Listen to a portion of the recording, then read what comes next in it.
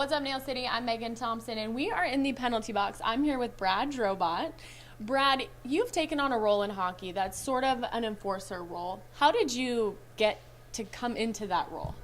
Well, it kind of all started when junior hockey happened. I pretty much was one of the bigger guys on the ice when I was the youngest, so I took on that role. I was never really the strongest skater or had the best skill, so I had to stick around somehow. So that's kind of how I grew into that role. And how did you learn how to fight? Because obviously the enforcer is fighting, and that's why we're sitting in the penalty box, because it's like a second home to you. So how did you learn how to fight? Honestly, it was it kind of came naturally to me, and I had some coaching. I did some boxing a lot when I was younger as well, and I was always a bit of a troublemaker at school too. So I had a coach, actually, Steve Parsons. He's still a mentor of mine, and he taught me a lot, actually. Yeah. There's a lot of rules to fighting that I think the average fan maybe doesn't know. There's a good movie, Ice Guardians, which we've talked about, that really dives into it. But can you dive into it a little bit? I mean, what goes into throwing the gloves, dropping the stick, and kind of going at it with the guy? Yeah. Well, there is like an unwritten code, especially amongst the heavyweights, the big guys. Obviously you don't hit a guy when he's down. There's a lot behind the actual event as it happens.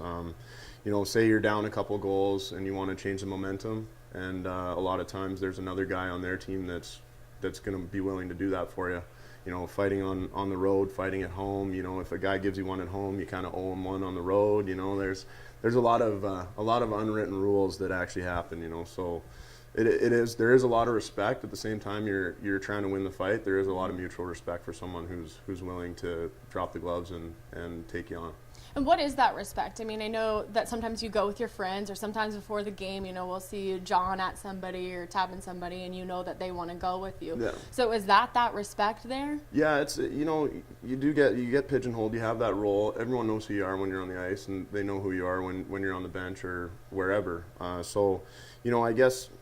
guess when somebody does decide to take you on in a fight, it's just almost subconsciously. You're just like, I got to respect this guy. He's taking on a big guy, a big, strong guy. Like, it's kind of just a subconscious respect, I guess. But sometimes you ask for it, right? Absolutely, yeah. There's times when you have to find it in you to just ask a guy, and there's no real anger. You have to be able to kind of turn that switch on. If you ask a guy just right off the face off and he hasn't done anything wrong to you, and then within a couple seconds you're ready to try and do your best to win the fight.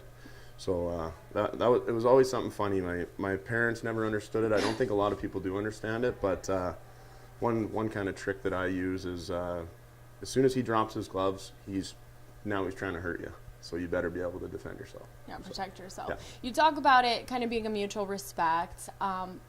In a game momentum shifter, but there's also that point of you're the protector out there, so it keeps guys playing a little bit more honest when they know that they may have to answer to Brad Drobot if they are, right? That's right. Yeah, I always say that a guy who's 5'9" can play like he's 6'3", and if he's 185 pounds and I'm out there, now he's 210. So it's just like your skill guys and some of the guys that you rely on for the scoring aspect of it, they're going to feel like they're safe out there, that no one's going to take advantage of them or hurt them, so they can play their own game. And you definitely see that. I mean, we've had smaller guys on our team this year, Cam Brown, and you said, he plays like he's a giant when he knows that if someone boards him or does something horrible, you're going to be there. That's right. Yeah. It does provide them with that comfort, whether they believe it or not sometimes. But I really do believe that fighting's a big part of the game, and it should stick around.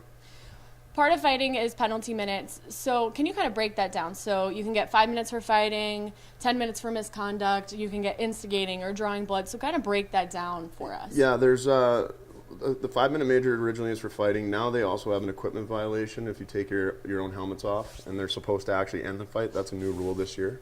10-minute misconduct it kind of just gets tagged on if you guys continue an altercation. So if it goes to the ice or the linesman try and break it up, if you're continuing on, they'll give you misconduct, as well as the instigator, which is a rule that was implemented quite a while ago, probably in the 70s. Before it was just you just could fight and there was no extra penalty for it. So basically that kind of took the goonism out of the game, which is good. So you can't just go out and fight all the time, because you can't put your team down. There's definitely consequences for an instigator. Yeah, so that's kind of the general breakdown of it. Yeah. And do you get extra minutes for drawing blood? Is that one of them, or what is that called? So if there's actually a high stick, it's a double minor. Oh, okay. So if, that's that. if Okay. you get caught if you cut someone open with a stick and there's blood, it's a 4-minute penalty instead of a 2. But nothing extra for Nothing fighting. extra for fighting. Okay. No, we're bleeding all the time. Yeah, that is true. Yeah. All right. Well, is there anything else about fighting that you think we haven't touched on, or our fans need to know about this unwritten rules of Fight Club? I just think to just enjoy it and actually know that there's two pretty big dudes that are gonna go hit each other with bare knuckles for you. So it's real. There's teeth. There's breaks. There's stitches. It's real. So. Yeah. No WWE chair real. smashing out there. It's real. I'm guessing the adrenaline's probably just through the roof. Yeah, you honestly don't feel much until 10 or 15 minutes after the fight. If you've broken a hand or you've lost a tooth or right. Cuts and stitches and stuff, you really don't quite know until you get a little bit of blood on you or you realize your hand's all banged up or whatever. So yeah, the adrenaline's actually my addiction. I believe that's what I like the most. Yeah. Well, you're addicted to it. The fans are addicted to watching it. That's right. All right. With the Unwritten Rules of Fight Club, I like that name. This is Brad Drobot. I'm Megan Thompson.